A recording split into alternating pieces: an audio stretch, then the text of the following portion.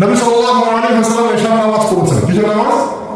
এশার নামাজ পড়ে কাবার ঘরের পাশে হাতিম আছে, কাবার হাতিম, হাতিমের উপর তিনি শুয়ে আছেন ডান কাঁধে, ডান কাঁধে শোয়া সুন্নত, ডান কাঁধে শুয়ে আছেন।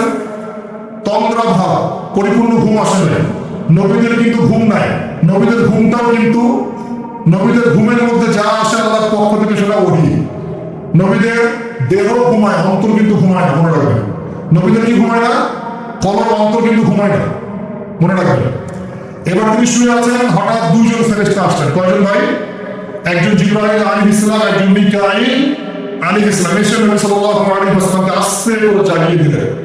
জাগিয়ে নবী সাল্লাল্লাহু আলাইহি ওয়াসাল্লামকে হাত ধরে নিয়ে যাচ্ছেন কোথায়? পাশে জমজম কূপের পাশে। পাশে জমজম কূপ আছে, দেখেছিলেন? যারা হজরা করে আসছেন ওটা দেখতে পারো।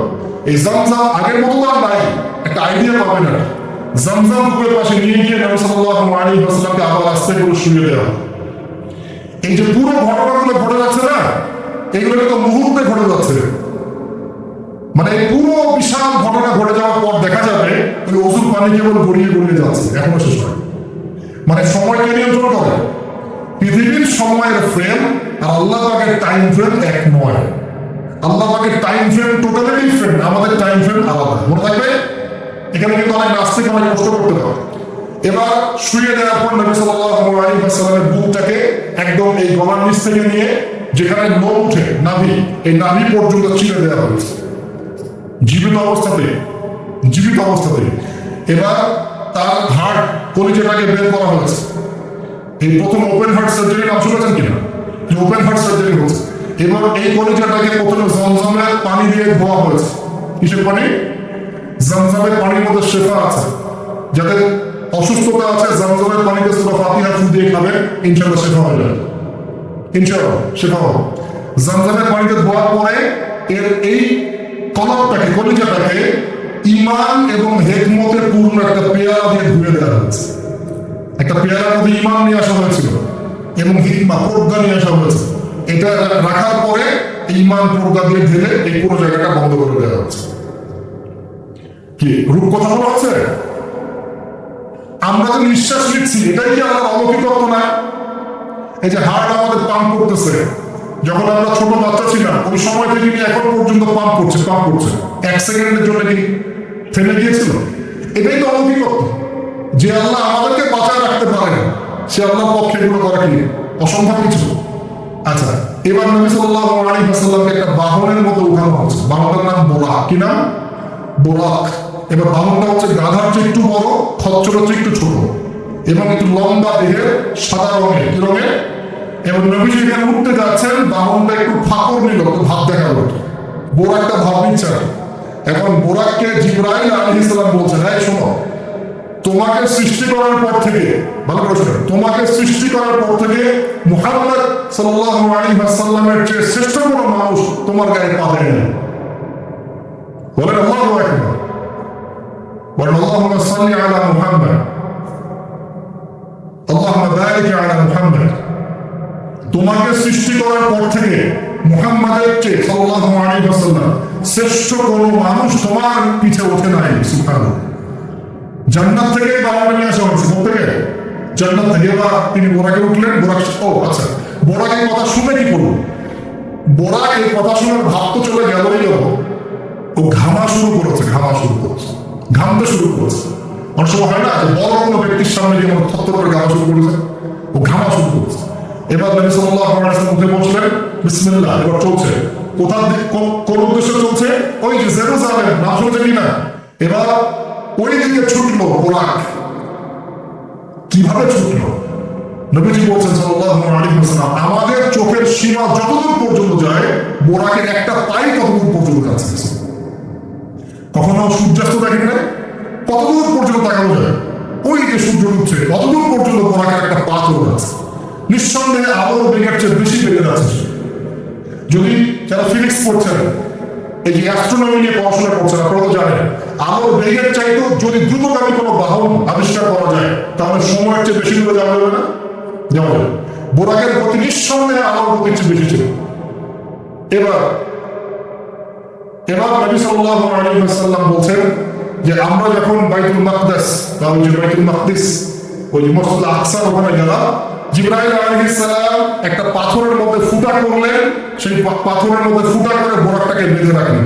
আর এই পাথরের ফুটার মধ্যেই সমস্ত নবী রাসূল এই পর্যন্ত যত নবী রাসূল এসেছে ওই ফুটার মধ্যেই তাদের বাহনকে বেঁধে রাখতেন। সুবহানাল্লাহ।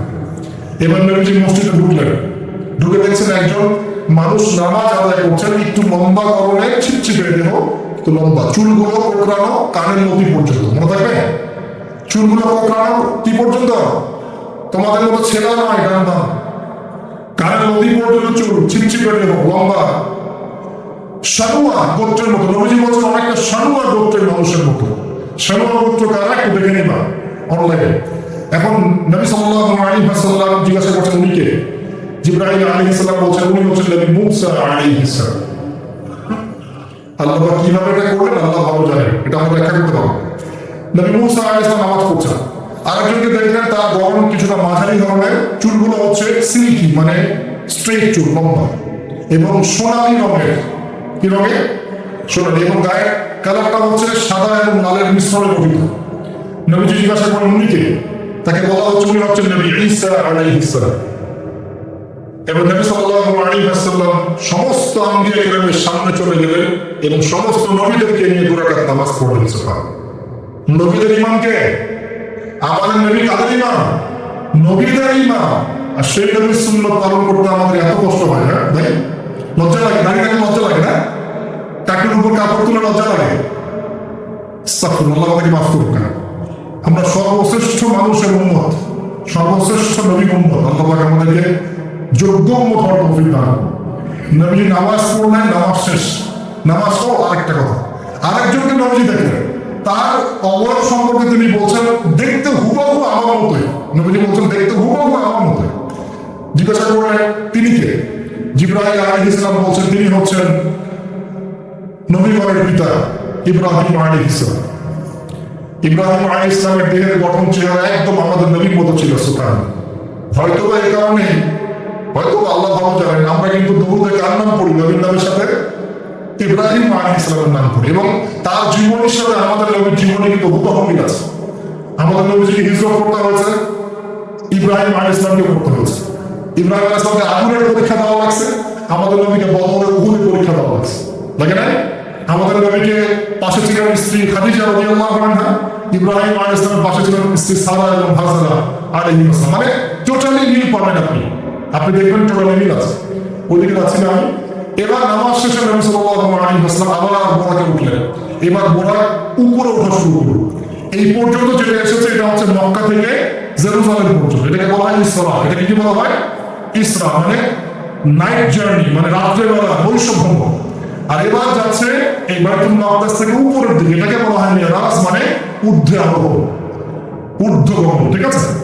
এবার প্রথম আকাশে যখন পৌঁছালেন, প্রথম আকাশে দরজা আছে, ঠিক আছে? আর প্রথম আকাশ মানে আমরা যে তারা দেখি এগুলো কিন্তু প্রথম আকাশে, ঠিক আছে? প্রথম আকাশ মানে প্রথম মহাকাশ। শুধু এটা নয় যে ওজোনোস্ফিয়ার, আয়নোস্ফিয়ার যেটা ভাগ করেছে এগুলো নয়, আমরা যা দেখি এগুলো সব হচ্ছে প্রথম মহাকাশের অংশ। এখানে দরজা আছে, এটা আমরা দেখতে পারি। এখানে গিয়ে জিবরাইল আলাইহিস সালাম দাঁড়িয়ে গেলেন, নবী সাল্লাল্লাহু আলাইহি ওয়াসাল্লাম দাঁড়িয়ে গেলেন। ওই দিক থেকে আওয়াজ আসছে যে কে? জিবরাইল আলাইহিস সালাম বলছেন যে আমি জিবরিল, আপনার সাথে কে? বলা হচ্ছে আমার সাথে হচ্ছে বিশ্বনবী মুহাম্মদ রাসূলুল্লাহ সাল্লাল্লাহু আলাইহি ওয়াসাল্লাম। আপনাকে কি পাঠানো হয়েছিল তাকে আনার জন্য? তিনি বলছেন হ্যাঁ। তিনি বলেছেন হ্যাঁ, বাস হ্যাঁ, কারণ তিনি সাদিকুল আমিন। এবার দরজা খুলে দেওয়া হলো, তিনি ভিতরে ঢুকলেন, দেখলেন সেখানে একজন ব্যক্তি যিনি মাশাআল্লাহ ডান দিকে তাকাচ্ছেন, ডান দিকে অনেক আদম সন্তানের আকৃতি আছে, ডান দিকে তাকাচ্ছেন হাসছেন, বাম দিকে তাকাচ্ছেন, বাম দিকে অনেক আদম সন্তানের আকৃতি আছে, বাম দিকে তাকিয়ে কাঁদছেন। নবী সাল্লাল্লাহু আলাইহি ওয়াসাল্লাম বললেন উনি কে? তখন তাকে বলা হলো ইনি হচ্ছেন আপনাদের পিতা, আদম সন্তানদের পিতা আদম আলাইহিস সালাম। আদম আলাইহিস সালাম নবীকে দেখে সালাম দিলেন, আদম আলাইহিস সালাম নবীকে সালাম দিলেন, নবীও সালামের প্রত্যুত্তর করলেন এবং আদম আলাইহিস সালাম তার জন্য দোয়া করলেন, তিনি উঠে গেলেন আবু উপরে। এবার দ্বিতীয় মহাকাশে যখন চলে গেছেন, এই দ্বিতীয় মহাকাশ পর্যন্ত সায়েন্স যেতে পারে না, কেউই পারে না, আল্লাহ রাসূল সাল্লাল্লাহু আলাইহি ওয়াসাল্লাম ছাড়া। এখানে গিয়ে তিনি দেখলেন সিমিলারলি দুজন বসে আছে। কয়জন? দুজন। এবং দুজন এর পরিচয় জিজ্ঞাসা করলেন। জিবরাইল আলাইহিস সালাম বললেন ইনি হচ্ছেন ঈসা আলাইহিস সালাম আর ইনি হচ্ছেন ইয়াহইয়া আলাইহিস সালাম। দুজনের মাঝে কি সম্পর্ক? খালাতো ভাই। কি সম্পর্ক? খালাতো ভাই। এখানে বলে রাখি দুজনের মিলটা কি? এই দুজনকেই ইহুদিরা হত্যা করার চেষ্টা করেছে। ঈসা আলাইহিস সালাম এবং ইয়াহইয়া আলাইহিস সালাম উভয়কেই কারা হত্যা করার চেষ্টা করেছে? ইয়াহইয়া আলাইহিস সালামকে তো হত্যা করেই ফেলেছে, আর ঈসা আলাইহিস সালামকে হত্যা করার চেষ্টা করেছিল, কিন্তু আল্লাহ পাক সেটা হতে দেন। আল্লাহ পাক তাকে উঠিয়ে নিয়েছে। তিনি আবার আসবেন কিনা? কোথায় আসবেন? সিরিয়ায়। কেন আসবেন?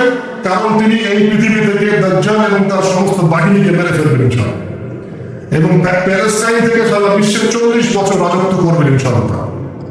এটা হবে কিনা? বিশ্বাস আছে তো ইনশাআল্লাহ? এটা হবে ইনশাআল্লাহ। এরপর সামনে যান, তৃতীয় আসমানে উঠলেন। সেখানে দেখছেন একজন ব্যক্তি যাকে এই পৃথিবীর অর্ধেক সৌন্দর্য দেওয়া হয়েছে। নবীজি বললেন, তিনি কি এত অপরূপ সুন্দর? তখন নবী সাল্লাল্লাহু আলাইহি ওয়াসাল্লামকে বলা হচ্ছে, তিনি হচ্ছেন ইউসুফ আলাইহিস সালাম, যাকে এই পৃথিবীর অর্ধেক সৌন্দর্য দেওয়া হয়েছে।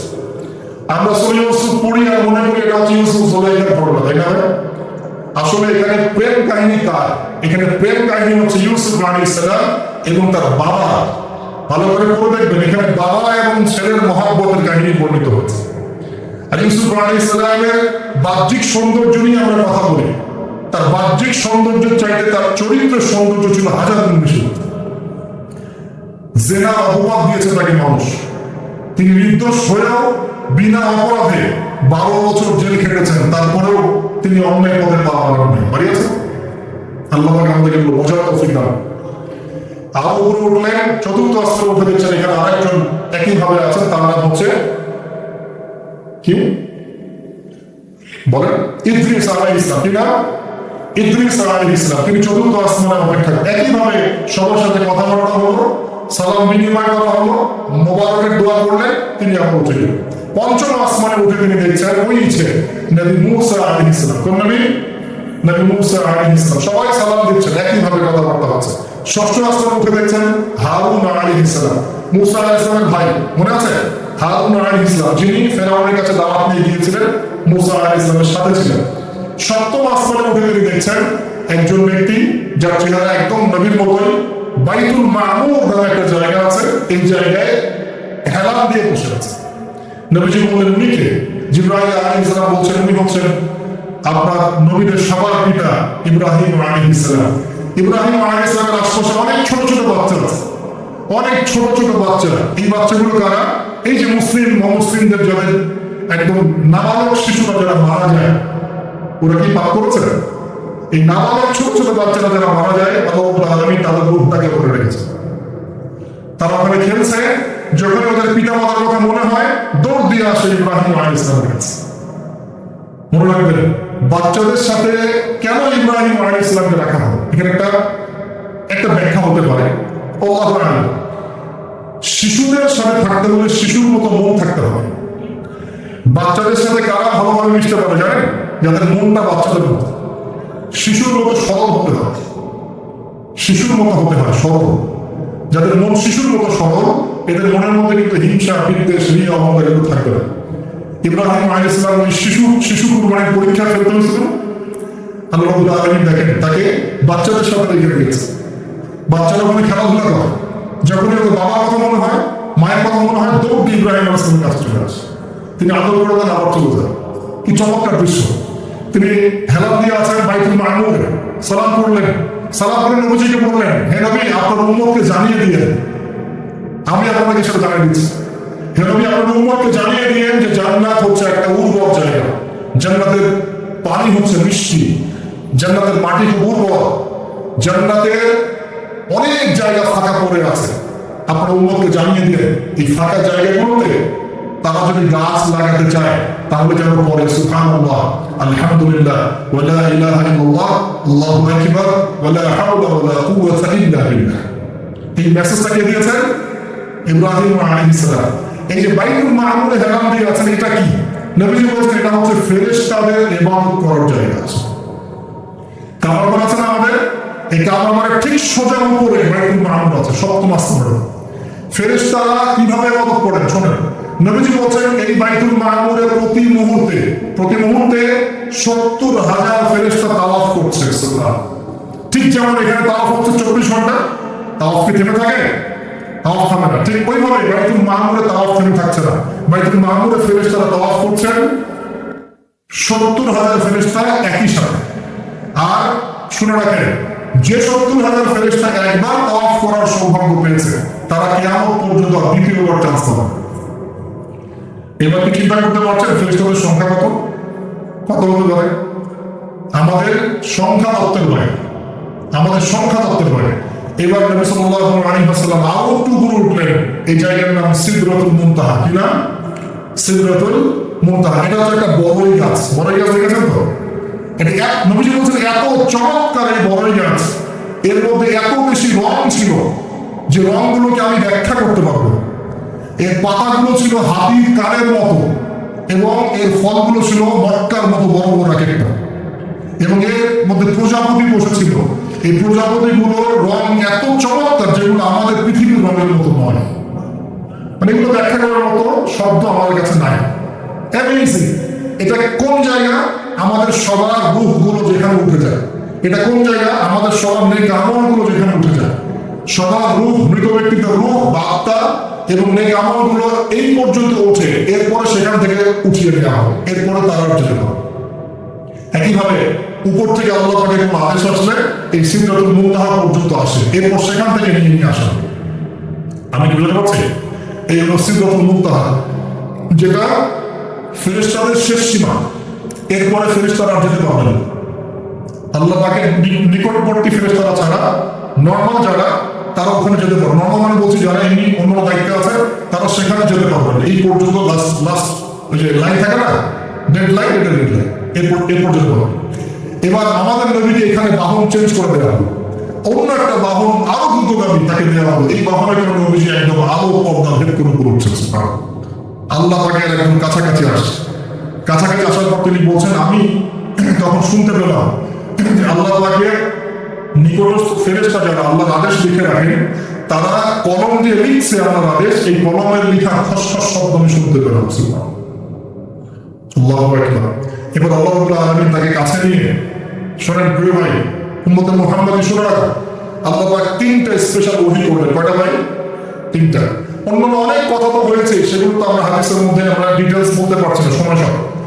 3টা স্পেশাল ওহী আল্লাহ রাব্বুল আলামিন করেছেন। তার প্রথমটা হচ্ছে নবী সাল্লাল্লাহু আলাইহি ওয়াসাল্লামকে এই জায়গায় 50 ওয়াক্ত নামাজ হাদিয়া গিফট দেওয়া। কত? এবার নবীজি 50 ওয়াক্ত নিয়ে চলে আসছেন।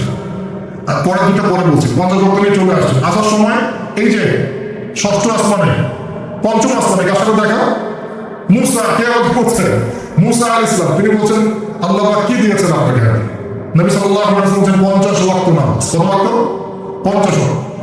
নবী এবার মুসা আলাইহিস সালাম বলছেন, আমার উম্মতকে 2 ওয়াক্ত নামাজ দেওয়া হয়েছে, সেটাই আমার উম্মত আদায় করতে পারে না। 50 ওয়াক্ত নামাজ আমার উম্মত পারবে না, আপনি কমাই নিয়ে আসেন যান।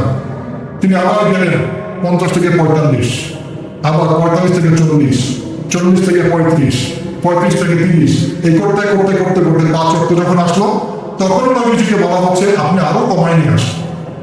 নবীজি বলছেন, আমার যেহেতু লজ্জা লাগছে, আল্লাহ পাক আমাকে এত বেশি কমিয়ে দিলেন, আরো কমাতে চাইতে আমার লজ্জা লাগছে। দেখেন মুসা আলাইহিস সালাম বলেছিলেন আমার উম্মতকে 2 ওয়াক্ত নামাজ দেওয়া হয়েছিল, আদায় করতে পারে নাই। উম্মতে মুহাম্মাদের মধ্যে এমন মানুষ নাই 2 ওয়াক্ত 1 ওয়াক্ত নামাজ পড়তে পারে। নবীদের একটা হিকমা, দূরদর্শিতা। এবার নবী সাল্লাল্লাহু আলাইহি ওয়াসাল্লাম আল্লাহর কাছে গিয়ে আরজি পেশ করছেন। আল্লাহ রাব্বুল আলামিন বলছেন, 5 ওয়াক্ত নামাজ আমি দিলাম, কিন্তু 5 ওয়াক্ত যদি তোমার উম্মত আদায় করে 50 ওয়াক্তের নেকি দেওয়া হবে ইনশাআল্লাহ। আরেকটা বেনিফিট তোমার উম্মতের যে কোনো ব্যক্তি যে আমলই করুক না কেন 10 গুণ বাড়ায় নেকি দেওয়া হবে। কিন্তু তোমার উম্মতের কোনো ব্যক্তি যদি গুনাহ করে, তাহলে গুনাহকে 10 গুণ বাড়ায় দিব না ইনশাআল্লাহ। গুনাহ একটাই থাকবে, গুনাহ কি হবে? একটাই থাকবে। আর নেকির কাজ করলে 10 গুণ বাড়ায় দেওয়া হবে। 1 টাকা দান করছেন 10 টাকা নেকি হবে, 1 রাকাত নামাজ পড়ছেন 10 টাকাতে নেকি হবে, একটা সিজদা করছেন 10টা সিজদা নেকি হবে ইনশাআল্লাহ। কথা বুঝতে পারছেন? এটা হলো একটা গিফট বা হাদিয়া। সেকেন্ড গিফটটা হচ্ছে আল্লাহ রাব্বুল আলামিন নবী সাল্লাল্লাহু আলাইহি ওয়াসাল্লামকে সূরা বাকারার শেষের 2টা বা 3টা আয়াত ওহী করলেন। কয়টা ভাই? শেষের 2টা বা 3টা। লিল্লাহি মা ফিস সামাওয়াতি, এখান থেকে ফানসুরনা আলাল কওমিল কাফিরিন পর্যন্ত। এই আয়াতগুলোর ফজিলত সম্পর্কে এসেছে যে রাতের বেলা কেউ যদি এই আয়াতগুলো পড়ে ঘুমায়, সূরা বাকারার শেষের 2টা বা 3টা পড়ে ঘুমায়, সারা রাত তাহাজ্জুদের নেকি পাবে ইনশাআল্লাহ। এবং দৃশ্য অদৃশ্যের কোনো ক্ষতি তার কোনো অনিষ্ট সাধন করতে পারবে না ইনশাআল্লাহ। এই যে সমস্যা হয় ঘুমের মধ্যে, জিনের সমস্যা, জাদুর সমস্যা, বদনজর ইত্যাদি, কোনো রকম প্রবলেম তাকে ফেস করতে হবে না ইনশাআল্লাহ। সূরা বাকারার শেষে কয় আয়াত? কমপক্ষে 2 আয়াত, যদি পারেন 3টা আয়াত পড়বেন। 2টা হাদিয়া হবে। 3 নম্বর হাদিয়াটা আরো বড়। 3 নম্বর হাদিয়া হচ্ছে নবী সাল্লাল্লাহু আলাইহি ওয়াসাল্লামকে আল্লাহ পাক বললেন, তোমার উম্মতের, গৌর করে শুনেন, তোমার উম্মতের যে কোনো ব্যক্তি যত পাপই করুক না কেন, যদি আমার সাথে শিরকের পাপ না করে, শিরকের পাপ ছাড়া আমার সাথে সাক্ষাৎ করে, আসমান জমিন সমান যদি পাপ করে, আমি আল্লাহ তার সামনে আসমান জমিন সমান ক্ষমা নিয়ে হাজির হব ইনশাআল্লাহ। এই উম্মতের যে কোনো ব্যক্তি খালি লা ইলাহা ইল্লাল্লাহ মুখ দিয়ে পড়েছে, ইসলামের সামনে আত্মসমর্পণ করেছে এবং শিরক মুক্ত আমল করেছে, বেদাত মুক্ত আমল করেছে, ঠিক আছে, তার যত বড় বড় পাপই থাকুক না কেন, ইনশাআল্লাহ আল্লাহ তার কোনো না কোনো ওসিলায় সেই পাপ মাফ করবে ইনশাআল্লাহ। এটা একদম লিখিত হয়ে গেছে। জান্নাতের 120 কাতার হবে। এই 120 কাতার মানুষের মধ্যে 80 কাতার হবে উম্মত মুহাম্মাদের। আমরা কি শিরক মুক্ত আমল করতে পারবো না? সাহাবীরা আল্লাহকে বলছেন, যদি সে চুরি করে, যদি সে জেনা করে, নবীজি বলছেন যদি সে চুরিও করে, যদি সে জেনাও করে, তবুও তাওহীদ ঠিক থাকলে জান্নাতে চলে যাবে। এমনকি তাওহীদ ঠিক করে চুরি করা শুরু করবো? তাওহীদ ঠিক করে কি জেনা করা শুরু করবো? এখানে আল্লাহ পাকের তাওহীদের গুরুত্ব বোঝানো হচ্ছে। আর যে ব্যক্তি প্রকৃত তাওহীদে থাকবে সে কি জেনা করতে পারবে? আল্লাহ পাক আমাদের সবাইকে এই 3টা হাদিয়া গ্রহণ করার তৌফিক দান। আমার সাথে বলেন, 50 ওয়াক্ত নামাজ মানে 5 ওয়াক্ত, 5 ওয়াক্ত মানে 50 ওয়াক্ত। 1 ওয়াক্ত করছি মানে 5 ওয়াক্ত করছি, 1 ওয়াক্ত করছি মানে 10 ওয়াক্ত করছি, 1 ওয়াক্ত করছি মানে 10 ওয়াক্ত করছি। আমরা কিন্তু 50 ওয়াক্তের নেকিই পাচ্ছি ইনশাআল্লাহ।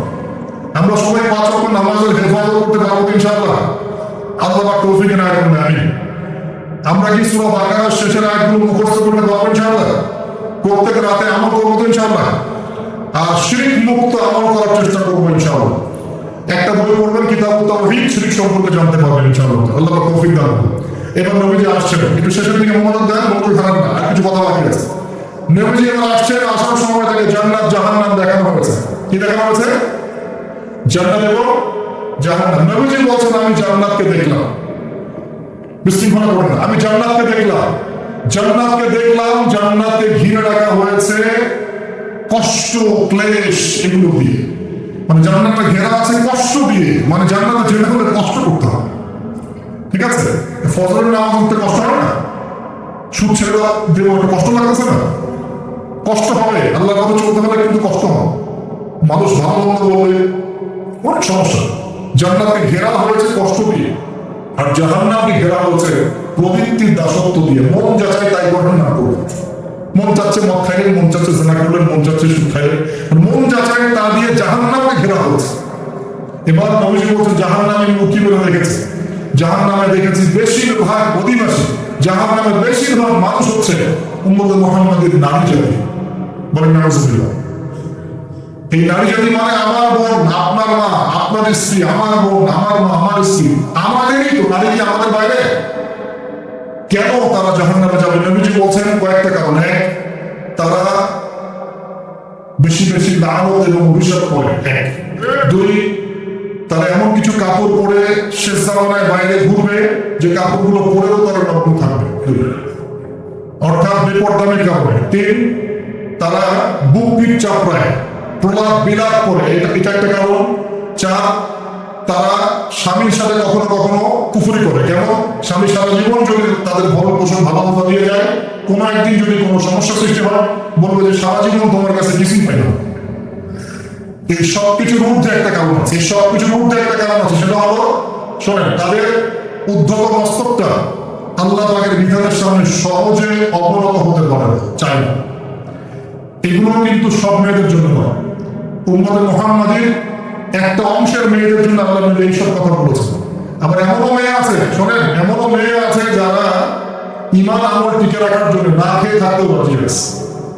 এমনও মেয়ে আছে, এমনও বহু দিনী বোন, দিনী মেয়ে আছে আমাদের সমাজে যারা ঈমান আমল ধরে রাখতে চায়, পরিবার তাকে রাখতে দেয়। ফিরআউনের ঘরে থেকেও একজন মেয়ে জান্নাতে গিয়েছে, গিয়েছে কি না? গিয়েছে। অতএব আমরাও যে দুধে দেওয়া তুলসী পাতা এমন নয়। আমাদের মধ্যে বহু খারাপই আছে, কিন্তু নবীজি এখানে স্পেশালি বলেছেন যে শেষ জামানা মেয়েরা নিসাউন কাসিয়াতুন আরিয়া, যারা কাপড় পরে নগ্ন থাকবে, মহিলাতুন নামিলা, যারা অন্যকে আকৃষ্ট করবে, অন্যটিকে আকৃষ্ট হবে, এরা জান্নাতে যাবে না, জান্নাতের বন্ধ পাবে না।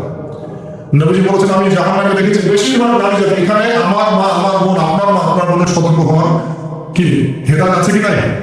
আর এই মেয়ে যদি চালাই কি আমরা না অন্য কেউ? আমরাই তো আমাদের পরিবারকে চালাই কি না? আমরাই তো খাওয়া পড়ে নাকি? তাহলে আমাদের পরিবারের বোনেরা কি পর্দা করতে পারবে না, প্রতিষ্ঠা করতে পারবে না? পরিবারের আমাদের মায়েরা বোনেরা স্ত্রীরা পর্দা করবে না? এই দায়িত্ব আমাদের না? পরিবারের কর্তা আমরা নয়?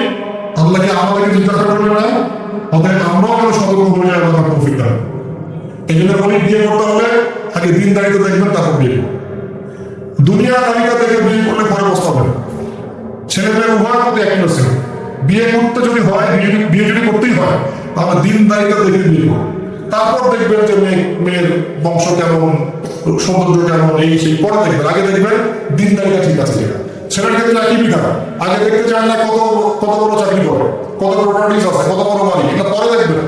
আগে দেখবেন ছেলে নামাজ পড়ে কিনা, ছেলে বলে সুন্নত আছে কিনা, এইগুলো আগে দেখবেন। এই বিয়ে নিয়ে প্রচুর জাহিলিয়াত সমাজে আছে, এই কারণেই পরিবারগুলো এখন ভেঙে যাচ্ছে। আল্লাহ পাক আমাদেরকে সুন্নাহ মেনে চলার তৌফিক দান করুন বলে আমি নবীজি এখানে বলেছেন আমি জাহান্নামে দেখেছি বেশিরভাগ অধিবাসী নারী জাতি। আমাদের বোনদেরকে রিকোয়েস্ট করবো সতর্ক হয়ে যান, আল্লাহর ওয়াস্তে সতর্ক হয়ে যান। কেন শোনেন, কেন নবীজি বললেন এই পয়েন্টটা একটু ভালো করে বোঝেন। কেন নবীজি এই উম্মতের মধ্যে বেশিরভাগ মেয়েকে জাহান্নামী বললেন? আপনি একটু চিন্তা করেন তো, এই উম্মতের মধ্যে কি এমন হয়েছে, এই উম্মতের মেয়েদের সাথে কি এমন হয়েছে যার ফলে মেয়েদেরকে আর ঘরে রাখা যায় না, সব বাইরে চলে আসতেছে? কি হয়েছে এই উম্মতের মেয়েদের? এই প্রবলেম তো আগে 200-500 বছর আগে ছিল না। 500 বছর আগে আপনি কি কোনো মেয়েকে দেখেছেন আমাদের মেয়েদের মতো বেপরদায় সব রাস্তাঘাট, গ্রাম গঞ্জ, একদম অফিস, আদালত, বাজার ঘাট সব পরিবার আছে? দেখেছেন 500 বছর আগে, 300 বছর আগে, 200 বছর আগে? লাস্ট সমসাময়িক সময় কি এমন হলো যে মেয়েদেরকে আর ঘরে রাখা যাবে না? আমি একটা শব্দ বলে দিই, বাসায় রিসার্চ করুন, সব বলে দিব।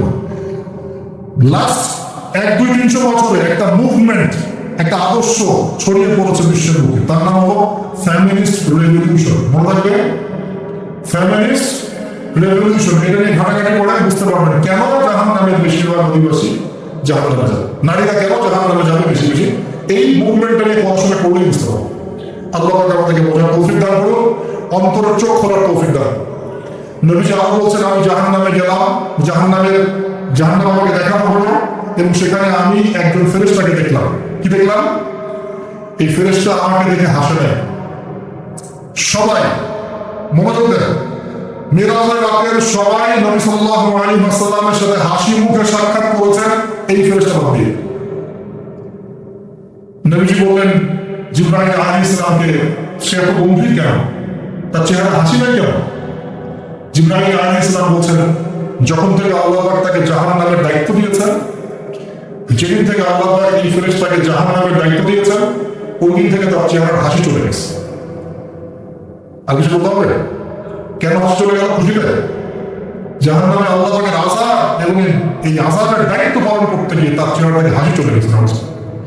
নবীজি জানালেন তার নাম হচ্ছে মালিক। কি নাম? মালিক। আমরা দোয়া করি আমরা যেন তার সাক্ষাৎ না পাই, আমরা দোয়া করি আমরা যেন তার সাক্ষাৎ না পাই। আমি এবার নবী সাল্লাল্লাহু আলাইহি ওয়াসাল্লাম আসছেন, আসার সময় সুঘ্রাণ পাচ্ছেন। সুঘ্রাণ। ও একটা কথা বলি নাই, জান্নাতে তিনি যখন দেখলেন সেখানে দেখলেন যে এখানে বেশিরভাগ অধিবাসী হচ্ছে এই উম্মতের গরিব মানুষরা। এই উম্মতের যারা গরিব মানুষ, টাকা পয়সা কম, এত হিসাব কিতাব নাই, বছর তো নামাজ পড়ে, রোজা রাখে, সাধ্যমতো দান সাদকা করে, সত্য কথা বলে, জান্নাতে চলে যাচ্ছে। গরিবদের 500 বছর আগে, কত বছর আগে? তার মানে এই উম্মতে যদি কেউ গরিব হয়ে থাকি আমরা, কষ্টের কিছু আছে? ইনশাআল্লাহ কষ্টের কিছু না। তারপর নবীজি আসছেন, তিনি বলছেন যে আমি একটা মিষ্টি জান্নাতি সুঘ্রাণ পেলাম। আমি জিজ্ঞাসা করলাম এটা কোথেকে আসছে? তখন জিবরাইল আলাইহিস সালাম বললেন এই ঘ্রাণ আসছে ফেরাউনের মেয়ের চুল আঁচড়ে দিত একজন দাসী। হঠাৎ একদিন চিরুনি পড়ে গেল হাত থেকে, সে বিসমিল্লাহ বলে চিরুনি উঠিয়েছে, আর দাসী শুনে নিয়েছে বিসমিল্লাহ মানে, বিসমিল্লাহ মানে কি? আল্লাহর নামে মানে কি? তোমার কি ফেরাউন আমার বাবা ছাড়া আরো কোনো ইলাহ আছে নাকি? তখন সেই মহিলা বলেছিল, হ্যাঁ আমি এক আল্লাহর ইবাদত করি। ফেরাউনেরও রব হচ্ছে আমার আল্লাহ। এই অপরাধে তাকে ফেরাউন বড় আগুনের কুণ্ডলী খুলে তাকে ওখানে নামিয়ে দিয়েছিল, এবং তার 3টা কি 4টা বাচ্চা ছিল। এই সব বাচ্চাগুলোকে তার চোখের সামনে পুড়িয়ে মেরেছে। শেষে একটা বাচ্চা ছিল কোলের বাচ্চা, এই বাচ্চাকে নিয়ে সে লাফ দিবে, তাকে বাধ্য করা হয়েছে। সে তো নিজের মরতে রাজি, কিন্তু বাচ্চাটা মায়া করে, সে বাচ্চাকে নিয়ে লাফ দিতে চাচ্ছে না। তখন আল্লাহ ওই বাচ্চার জবানে আল্লাহর কুদরত, আল্লাহর মুজিজা চালু করে দিলেন। ওই বাচ্চা কথা বলা শুরু করে। ওই বাচ্চা বলল, হে আমার ইসবিরি ইয়া উম্মা, হে আমার মা সবর করো। আমাদের জন্য আল্লাহ জান্নাত রেখেছেন। লাভ দিয়ে জান্নাত।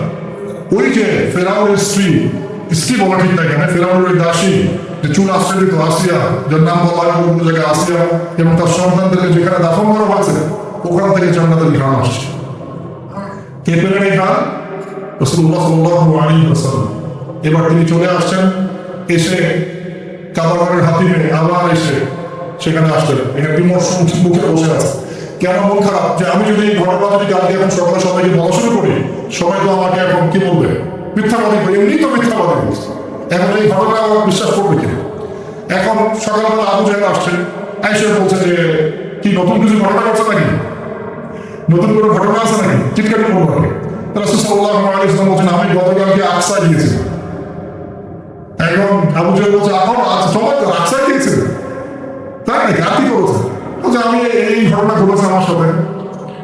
তখন সবাই এসে বোন পিটায় নিয়ে আসলো, আরে আসো আসো, মুহাম্মদ কি বলে শোনো, দেখো কি বলে, তো পাগল হয়ে গেছে। বলছে, আকসায় গিয়েছিল, বলো তো আকসায় কি কি আছে? সুবহানাল্লাহ, আল্লাহ রাব্বুল আলামিন। এখন যেমন ভিডিও দেখি না আমরা, এইভাবে আল্লাহ রাব্বুল আলামিন মসজিদুল আকসাকে নবীর সামনে তুলে ধরলেন, সামনে। এবং নবী সাল্লাল্লাহু আলাইহি ওয়াসাল্লাম দেখে দেখে বলছেন, আকসায় কয়টা দরজা আছে, কয়টা জানালা আছে, পূর্ব দিকে কি আছে, পশ্চিম দিকে কি আছে, সিঁড়ি কয়টা, সব বলে দিলেন। এরপর আবু বকর সিদ্দিকের সামনে একজন কাফের গিয়ে বলছে, জানো মুহাম্মদ কি বলেছেন? মুহাম্মদ এই কথা বলছে। আবু বকর সিদ্দিক তখন বলছেন যে আমি তো এর চেয়ে কঠিন কথা বিশ্বাস করি। আমি তো বিশ্বাস করি যে নবী সাল্লাল্লাহু আলাইহি ওয়াসাল্লামের কাছে আসমান থেকে আল্লাহর ওহী আসে। আর মেরাজের রাতটা এমন কি, আমি তো বিশ্বাস করি আল্লাহ তার সাথে কথা বলেন, আল্লাহ আমাকে কথা তার কাছে আসে, আল্লাহ কালাম তার কাছে আসে। ওই দিন থেকে নবী সাল্লাল্লাহু আলাইহি ওয়াসাল্লামের এই সাহাবীর নাম হয়ে গেল আবু বকর সিদ্দিক। এখন এর মাঝখানে আর একটা কথা হয়েছে, আমাদের নবী পরে হাদিসে জানিয়েছেন, এগুলো বলে শেষ করছে। নবীজি বলছেন, আমি যখন মেরাজের রাতে গিয়েছি, আমাকে আল্লাহ কিছু আযাব দেখিয়েছেন। কি দেখেছেন ভাই? আমরা দোয়া করি আল্লাহ এই আযাবগুলো থেকে আমাদেরকে বাঁচান, এবং যে পাপের কারণে এই আযাব হয় সেই পাপ থেকে আমাদেরকে বাঁচান। বলেন আমিন। আর একটা কথা বলে রাখি, যেহেতু নবীকে এই আযাবগুলো দেখানো হয়েছে, অন্য কোনো নবীকে কিন্তু দেখানো হয়নি। কাকে দেখানো হয়েছে? আমাদের নবীকে। তার মানে এই পাপগুলো এবং এই আযাব আমাদের উম্মতের মধ্যেই বেশি থাকে। বুঝতে পারছেন না? এই আযাব এবং পাপগুলো কি অন্য কোনো নবীকে দেখানো হয়েছে? আমাদের নবীকে দেখানোর কারণ কি? কারণ আপনার উম্মতের মধ্যে এই পাপগুলো ছড়াবে বেশি, এবং আপনার উম্মতের একটা অংশ এই আযাবগুলো ভোগ করবে। কি আযাব? নবীজি যাচ্ছেন, দেখছেন, যুবক শুনে ভালো, নবীজি দেখছেন একটা চুলা, কি ভাই, তন্দুর রুটি দেখেছেন যে চুলায় রান্না করে, ঠিক ওই রকম শব্দই হাদিস এসেছে, তন্দুর। এই চুলা এমন চুলা যার মাথাটা হচ্ছে সরু, নিচের দিকটা মোটা, নিচে আগুন জ্বলছে, ভিতরে কিছু মানুষ আছে, নিচ থেকে আগুনের দাবদাহ আসছে। যখনই আগুন আসছে জাহান্নামে, তখন তারা ধপ উপরে উঠছে। আবার যখন আগুন নেমে যায়, তখন তারা নিচে নেমে। নবীজি মর্মান্তিক দৃশ্য দেখে বললেন যে এরা কারা, যাদেরকে এমন আযাব দেওয়া হচ্ছে? জিবরাইল আলাইহিস সালাম বললেন, যুবক ভাই শুনুন ভালো, জিবরাইল আলাইহিস সালাম বললেন, এরা হচ্ছে আপনার উম্মতের সেই সব ব্যক্তি যারা বিবাহ বহির্ভূত জিনা করেছে। এই পাপটা মারাত্মক। আল্লাহ আমাদের সবাইকে পাপ থেকে ফিরে আসার তৌফিক দান করুন, এবং এই পাপ যদি করে থাকেন হতাশ হবেন না, তওবা করে আজকে ফিরে আসবেন। তওবা করলে আল্লাহ যে কোনো পাপ মাফ করে দেবেন ইনশাআল্লাহ। যে কোনো পাপ তওবা কাজ করতে হবে, কোনোদিন এই পাপে লিপ্ত হওয়া যাবে না। এই যে গত 3-4 দিন আগে একটা দিবস চলে গেল না, লক্ষ লক্ষ কোটি কোটি যুবক যুবতী পাপ করেছে, করে নাই? আর আমরা উস্কে দিয়েছিলাম কাছে আসার গল্প, অমুক তমুক, হাবি জাবি, কত কথা। আর এই যে স্লোগান এত চটকদার, খুব মজা লাগে। খুব মজা মুখরোচক ভাবে উপস্থাপন করো। আল্লাহ পাকের কাছে আসার গল্প করা যায় না, রাসূলের কাছে আসার গল্প করা যায় না। আসলে এখনকার মিডিয়াগুলো এতটাই নির্লজ্জ হয়ে গেছে। কেন বলছি শোনেন, ইসলামের সাথে শত্রুতা তো আছেই, কোনোদিনও আল্লাহর কাছে আত্মসমর্পণ করার লাগে এমন কোনো ওয়ার্ডও বলবে না। টাইটেল দিবে ভূমিকম্পের কাছে মানুষ কত অসহায়, টাইটেল দিয়েছে। প্রাকৃতিক বিপর্যয়ের সামনে মানুষ কত অসহায়, প্রকৃতির কাছে মানুষ কত অসহায়, এসব টাইটেল দিয়ে ভিডিও দিচ্ছে। ওই যে ভূমিকম্পের শুধু একটা কথা বলবো না যে এই আল্লাহ পাকের কাছে আল্লাহর শক্তির সামনে মানুষ কত অসহায়। ওই শব্দ ব্যবহার করা যাবে না। ওই শব্দ ব্যবহার করলে আপনি মৌলবাদী হয়ে যাবেন। যে প্রকৃতিটা কি, প্রকৃতি কে, প্রকৃতি কাকে বলে, কত প্রকার, প্রকৃতির স্রষ্টা কে, প্রকৃতি কে নিয়ন্ত্রণ করছে? ভূমিকম্পের কোনো ক্ষমতা আছে না? ভূমিকম্প যে দেয় তার ক্ষমতা আছে। এই সাগরের কোনো ক্ষমতা আছে? সাগরে যে জলোচ্ছ্বাস দেয় তার ক্ষমতা আছে। এই মাটিটাকে স্থির কে রেখেছে? এখন আমরা তো এখনো অবশ্যই ঘুরছি না? এই যে ওয়াজ করছি যখন আমরা, এখনো পৃথিবীটা ঘুরছে, আমরা কি বুঝতে পারছি? কে পৃথিবীকে স্থির রাখলো? কেউ বলবে না যে আল্লাহ আযাবের সামনে মানুষ কত অসহায়। হ্যাঁ বলবে প্রকৃতির সামনে মানুষ কত অসহায়, ভূমিকম্পের সামনে মানুষ কত অসহায়। মানে এমন চটকদার কিছু শব্দ দিবে, এই শব্দগুলো আপনাকে চিনিয়ে দিবে যে কারা আল্লাহর বাহিনী, কারা আল্লাহর দুশমনের বাহিনী হয়েছে। তো এখানে যুবকদেরকে উৎসাহিত করা হয়েছে রাস্তার জন্য। আর নবী সাল্লাল্লাহু আলাইহি ওয়াসাল্লামকে কেন দেখানো হলো? কারণ তার উম্মতের মধ্যে জেনার পাপ ছড়িয়ে পড়বে বেশি। কিসের মধ্যে? চুলার মধ্যে শাস্তি দেওয়া হচ্ছে, চুলায় শাস্তি দেওয়া হচ্ছে।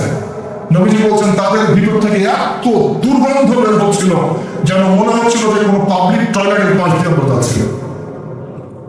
প্রিয় ভাই, আল্লাহর রাস্তায় জেনার ধারা কাছেও যায় না। আল্লাহ পাক বলেছেন ওয়ালা তাকরাবু জিনা, জিনার কাছেও যেও না। এক নাম্বার শাস্তি কি রেখেছেন নবী সাল্লাল্লাহু আলাইহি ওয়াসাল্লাম? কিসের শাস্তি? তন্দুর চুলার মধ্যে আগুনের শাস্তি। কিসের পাপের কারণে? বলেন, জিনা। এই উম্মতে মুহাম্মাদের মধ্যে জিনা ছড়িয়ে পড়েছে কিনা? এখন আমরা কি এই স্রোতে গা ভাসাবো না কেউ থাকবো? আমরা হালাল উপার্জনের সোর্স তৈরি করবো, করে হালাল বিয়ে করবো। হালাল উপার্জনের মাধ্যম তৈরি করবেন, করে বিয়ে করবেন। বিয়ের আগে কোনো পীড়িত নাই, সব পীড়িত বিয়ের পরে তারা যাবেন ইনশাআল্লাহ। আর সব আগে খেয়ে শেষ করে ফেললে পরে যাবেন, তাই না বিষয়টা? আচ্ছা, এবার সামনে যাই। নবী সাল্লাল্লাহু আলাইহি ওয়াসাল্লাম সামনে গেলেন, গিয়ে দেখলেন, এবার দেখলেন কিছু মানুষ বসে আছে, সামনে আছে টাটকা তরতাজা গোশত, একদম ধোঁয়া উঠতেছে, একদম মনে করেন ওই কালা ধোঁয়ার মতো। আর পাশে রাখা আছে পচা নোংরা আবর্জনাময় গোশত। এই মানুষগুলো ভালো গোশত খাচ্ছে না, এই মানুষগুলো পচা গোশতগুলোই খাচ্ছে, দুর্গন্ধযুক্ত। নবীজি বলেন এরা কারা? নবী সাল্লাল্লাহু আলাইহি ওয়াসাল্লামকে বলা হচ্ছে এরা আপনার উম্মতের সেই সব ব্যক্তি যারা বিবাহিত ভালো করে শোনেন। এরা আপনার উম্মতের সেই সব ব্যক্তি যারা বিবাহ বহির্ভূত সম্পর্ক করেছে, মানে বিয়ে করার পরে বাসায় স্ত্রী থাকার পরেও বাইরে জেনা করেছে, বাসায় স্বামী থাকার পরেও বাইরে জেনা করেছে। এখন আমাকে বলেন তো, উম্মতে মুহাম্মাদের মধ্যে সমকালীন সময় এই ফেতনাটা ছড়িয়ে পড়ে নাই? পরকীয়া ছড়িয়ে পড়ে নাই? এটা হলো পরকীয়ার স্পেশাল শাস্তি। কারণ পবিত্র হালাল ফ্রেশ জিনিস ওদের ঘরে ছিল, খাইতে ভালো লাগে না, ওদের নোংরা পচা জিনিস খেতে ভালো লেগেছে। আল্লাহ পাক কিয়ামতের মাঠে ওই এবং বারজাখের জীবনেও এই একই শাস্তি দিবেন ইনশাআল্লাহ। আর এখন তো মিডিয়ার মধ্য দিয়ে যে বিভিন্ন সিরিয়ালস, নাটক, হাবিজাবি, এগুলোর মধ্য দিয়ে এটাকে উস্কে দেওয়া হচ্ছে, এটাকে অ্যাভেলেবল করে ফেলা হচ্ছে। আর যারা বড় বড় শহরে থাকে এগুলো তো ফিতনা আরো বেশি। আল্লাহ পাক আমাদের মা বোনদেরকে বোঝার তৌফিক দান করুন, আর আমাদের ভাইদেরকে বোঝার তৌফিক দান করুন। আমাদের সবাইকে আল্লাহ পাক পরকীয়ার মতো নোংরা পাপ থেকে হেফাজত করুন, বিবাহ বহির্ভূত সম্পর্ক থেকে হেফাজত করুন। আরো সামনে যান, নবীজি দেখলেন এবার একটা রক্তের নদী। কিসের নদী ভাই? প্রশ্ন করবো কেন রক্তের নদী? উত্তর দিতে হবে। রক্তের নদীতে আল্লাহ পাক কিছু মানুষকে রেখেছে, ফেরেশতারা পাথর দিয়ে তাদের মাথা ফাটিয়ে দিচ্ছে, পাথর ছিটকে অন্য জায়গায় চলে যাচ্ছে, পাথর নিয়ে আসার মুহূর্তের মধ্যে মাথা আবার জলে লেগে যাচ্ছে, আবার পাথর দিয়ে মাথা ফাটিয়ে দেওয়া হচ্ছে, আবার পাথর ছিটকে চলে যাচ্ছে। নবীজি জিজ্ঞাসা করলেন এরা কারা যাদেরকে শাস্তি দেওয়া হচ্ছে? নবী সাল্লাল্লাহু আলাইহি ওয়াসাল্লাম জিবরাইল আলাইহিস সালাম বলেন এরা আপনাদের মধ্যে সেই সব ব্যক্তি যারা সুদখোর ছিল। কি ছিল? এখন বলেন রক্তের নদী কেন? বলেন, উত্তর দেন দেখি, কে বলতে পারবেন? শুনবেন? মাশাআল্লাহ, মাশাআল্লাহ, শুকরিয়া। সুদের মধ্য দিয়ে এক শ্রেণীর মানুষ ধনী হয় আর এক শ্রেণীর মানুষ গরিব হয়। সুদের মধ্য দিয়ে গরিব মানুষের রক্তটাকে চুষে খাওয়া। এই কারণে কিয়ামতের মাঠে এবং বারজাখের জীবনে রক্তের নদীতে ফেলে মাথাটা ফাটিয়ে দেয়। মাথা কেন ফাটাতে হবে? এই মাথা দিয়ে শয়তানের বুদ্ধিটা বের করেছিল যে এই নামার দায়ী হবে দিবা, সুদ হচ্ছে ব্যবসার মতোই। এই শয়তানি কোথেকে বলেছে? এই মাথা থেকে, কোন মাথা ফাটাতে হবে। আল্লাহ তাকে শাস্তিগুলি আমি চিন্তা করার চেষ্টা করেছিলাম আজকে, কেন এই শাস্তিগুলো এইভাবে আসবে। আল্লাহ ভালো জানেন, তবে আমাদের কাছে এটা মনে হয়। এরপর সামনে যান, এই পাপের কারণে আরো কিছু মানুষকে শাস্তি পেতে দেখা গেছে। নবীজি দেখেছেন আরো এক শ্রেণীর মানুষ যাদের পেটটা ফুলে আছে। প্রাসাদ দেখেছেন, অট্টালিকার মতো পেটটা ফুলে আছে, ভিতরে সাপ কিলবিল করছে। না না না না, নবীজি জিজ্ঞাসা করলেন এরা কারা? এই হাদিসেও আছে এরা ছিল আপনার উন্নত সূক্ষ্ম ব্যক্তি, পেটের দুটো সাপ কিলবিল করছে। আর একটা জায়গায় তিনটা দেখা গেছে সূক্ষ্ম শাস্তি। কয়টা হয়? তিনটা। একটা দেখলাম রক্তের নদীতে মাথা ফাটানো, আরেকটা হচ্ছে পেটের মধ্যে সাপ কিলবিল করছে, আরেকটা হচ্ছে দেখলেন কিছু মানুষ পানিতে হামা করে দিচ্ছে এবং পাথর খাচ্ছে। কি খাচ্ছে ভাই? পাথর। এবং এই পাথরটা ভিতরে যাচ্ছে, গিয়ে পিছনের রাস্তা দিয়ে বের হয়ে যাচ্ছে।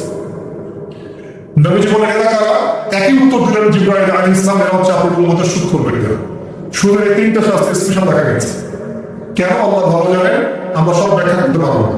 নবীজি আরো সামনে এগিয়ে গেলেন, তাকে দেখানো হলো এবার এক শ্রেণীর ব্যক্তি হাতগুলো নখগুলো তামার মতো, তামার নখ, লম্বা লম্বা নখ। দেখেছেন কোন কোন মুভির মধ্যে দেখা গেছে, ছবির মধ্যে তামার লম্বা লম্বা। হ্যাঁ, তো এই নখগুলো দিয়ে তারা চোখ এবং গাল আঁচড়াচ্ছে, কোনো কোনো ক্ষেত্রে বুক আঁচড়াচ্ছে এবং ওই বস্তুগুলো খাচ্ছে। নবী জিজ্ঞাসা করলেন এরা কারা? নবীজিকে বলা হচ্ছে এরা আপনার উম্মতের সেই সব ব্যক্তি যারা বেশি বেশি বিপদ করত এবং অন্যের নামে মিথ্যা অপবাদ ছড়াতো। আর সতর্ক করে দেয়, এই পাপটা কিন্তু এখন ছেলে মেয়ে সব সমাজে বেশি হয়। কি আলেন জানেন, সব সমাজে বেশি হয়। কোন কোন ক্ষেত্রে ওয়াজ মাহফিলের প্যান্ডেলগুলোর মধ্যে বসে বসে মানুষের বিপদ করা হচ্ছে। এবং অনলাইনে ফেসবুক আর ইউটিউবের যে কন্টেন্টের যুগগুলো চলছে, এখানে কারণ থাক না থাক মানুষের বিপদ প্রচুর হচ্ছে। কোন কারণ হোক অকারণে হোক, সতর্ক হয়ে যাবে। আপনার দ্বারা আমার দ্বারা যদি কারো বিপদ হয়, তামাক মদ দিয়ে গাল আসতে হবে কিয়ামতের মাঠে। আল্লাহ বাঁচা কেন, হেফাজত করবে।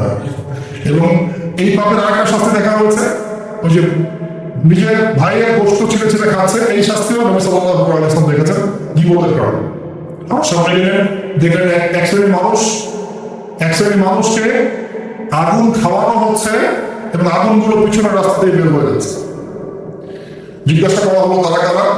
নবীজিকে বলা হচ্ছে এরা আপনার মধ্যে সেই সব ব্যক্তি যারা এতিমের মাল ভক্ষণ করত।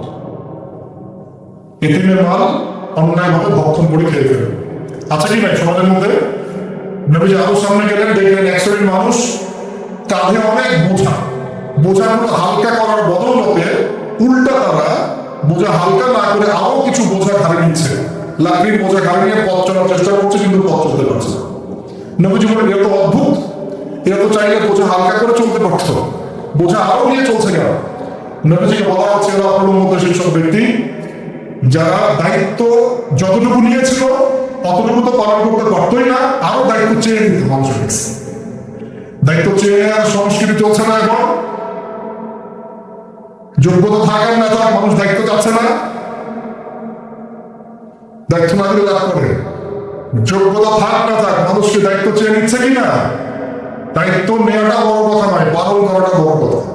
না করতে পারলে এই শাস্তি ভোগ করতে হবে। আল্লাহ পাক আমাদের সবাইকে হেফাজত করুন, আমিন। এবার সামনে গেলেন, দেখলেন এবার তো মুশকিল। সামনে গিয়ে দেখলেন এক শ্রেণীর মানুষ, কয়েকটা মানুষ না, এক শ্রেণীর মানুষ যাদের জিহ্বাগুলোকে, ছোট আর জিহ্বাগুলোকে আগুনের কেচি দিয়ে কেটে ফেলা হচ্ছে। নবীজি বলেন এরা কারা? রাসূল সাল্লাল্লাহু আলাইহি ওয়াসাল্লামকে বলা হচ্ছে এরা আপনার উম্মতের সেই সব ব্যক্তি যারা ছিল ওয়াইজ বক্তা, আলেম ওয়াইজ বক্তা, যারা মানুষের সামনে দিনের কথা বলতো কিন্তু নিজেরাই সেই দিনের প্রতি আমল করতো। আল্লাহ রাব্বুল আলামিন আমাকে এবং আপনাদের সবাইকে এই মর্মান্তিক শাস্তি থেকে বাঁচান। যা বলবো তার উপর আমল করার তৌফিক দান করুন, যা জানবো তার উপর আমল করার তৌফিক দান করুন। যা বলি আমল করি না সেটা প্রয়োজনে বলার দরকার নেই, যেটা আমল করি না সেটা প্রয়োজনে বলার দরকার নেই। আল্লাহ পাক আমাদেরকে রাসূলের সুন্নাহ মাফিক দাওয়াতি কাজ করার তৌফিক দান করুন এবং এই শ্রেণীর বক্তার অন্তর্ভুক্ত হওয়া থেকে আল্লাহ পাক আমাদেরকে বাঁচান। এইভাবে তিনি আরো বেশ কিছু শাস্তি দেখলেন, তারপর তাকে ফিরিয়ে আনা হলো এই মেরাজের ঘটনায় শেষ হলো। এখন এই পুরো মেরাজের ঘটনা আমরা শিখলাম রাসূলুল্লাহ সাল্লাল্লাহু আলাইহি ওয়াসাল্লামের এই মেরাজ উম্মত মুহাম্মাদের জন্য খাস কিনা, আমাদের জন্য খাস কিনা? এরকম ঘটনা কি বিশ্বে আর কোথাও ঘটেছে? এই পুরো হিস্ট্রির মধ্যে কি এরকম ঘটনা কখনো ঘটেছে? অন্য কোনো নবীর সাথে ঘটেছে? অন্য কোনো উম্মতের সাক্ষী আছে? আমরা সাক্ষী আছি, আমাদের নবীর সাথে ঘটেছে। আমাদের নবীর ক্ষেত্রে জীবনে এই বিস্ময়কর ঘটনা একবার ঘটেছে। আল্লাহ কি কোনো নবীকে তার কাছে নিয়ে ওহী করেছেন? আসুন এই মেরাজের যে বিষয়গুলো আমরা শিখলাম, আমরা সবাই এর উপর আমল করার চেষ্টা করে আল্লাহ তৌফিক দান। প্রথম কথা, 5 ওয়াক্ত নামাজ হাদিয়া এসেছে, ছাড়বো কি ইনশাআল্লাহ? আল্লাহ পাক সবাইকে 5 ওয়াক্ত নামাজ পড়ার তৌফিক এনায়েত করুন, বলি আমিন। 2 নাম্বার, সূরা বাকারার যে শেষের আয়াতগুলো সেগুলো আমল করবো তো ইনশাআল্লাহ? আল্লাহ তৌফিক এনায়েত করুন, বলি আমিন। তৃতীয়ত হচ্ছে শিরকের পাপে লিপ্ত না হলেই জান্নাতে যাবো ইনশাআল্লাহ। শিরকের পাপে লিপ্ত হবে কখনো? আল্লাহ পাক শিরক কি কেন বোঝার তৌফিক দান করো, শিরক মুক্ত আমল করার তৌফিক দান করো। যে শাস্তিগুলো দেখে এসেছেন নবী সাল্লাল্লাহু আলাইহি ওয়াসাল্লাম, আমাদের মা বোনদেরকে কি বেপরদায় রাখবো? ফ্যামিলিস্ট রেভলিউশনে ধোঁকা করবো? আমরা কি জান্নাতে যাওয়ার জন্য একটু কষ্ট করতে পারবো না? ইনশাআল্লাহ। আর জাহান্নাম ঘেরা আছে প্রবৃত্তি দিয়ে, প্রবৃত্তির দাসত্ব করবো? সুদ কি খাবো? আমরা কি এতিমের মাল ভক্ষণ করবো? জেনার পাপে লিপ্ত হবো? আমরা কি সুদের পাপে লিপ্ত হবো? আমরা কি মৃত ভাইয়ের গোস্ত খাওয়া পাপ করবো? আমরা কি এমন বক্তা হবো যে কথা বলে কিন্তু আমল করে না? আমরা কি দায়িত্ব পালন করতে পারি না এমন দায়িত্ব ঘাড়ে নিব? আল্লাহ পাক আমাদেরকে সবাইকে মেরাজের রাতে নবী সাল্লাল্লাহু আলাইহি ওয়াসাল্লাম যে মর্মান্তিক আযাব গজবগুলো দেখে এসেছেন, এগুলো চেনা বোঝা এবং এগুলো থেকে দূরে থাকার তৌফিক দান করুন, বলি আমিন। এই পাপগুলো থেকে আমাদের সবাইকে দূরে থাকার তৌফিক দান করুন, বলি আমিন। এবং নবী সাল্লাল্লাহু আলাইহি ওয়াসাল্লাম যে 3টে স্পেশাল হাদিয়া নিয়ে এসেছেন, এই 3টা দাঁতের মাড়ি দিয়ে আঁকড়ে ধরার তৌফিক দান করুন, বলি আমিন।